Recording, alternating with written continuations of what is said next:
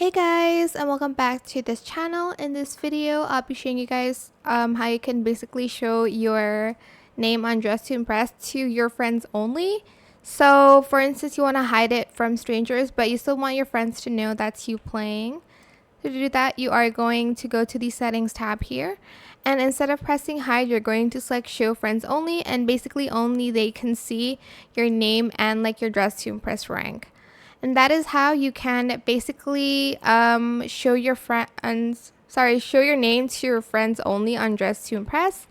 I hope the tutorial was helpful for you guys. Don't forget to like, comment, share, and also subscribe to this channel if you haven't done that already.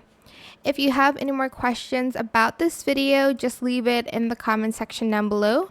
I will try my best to answer them all for you guys.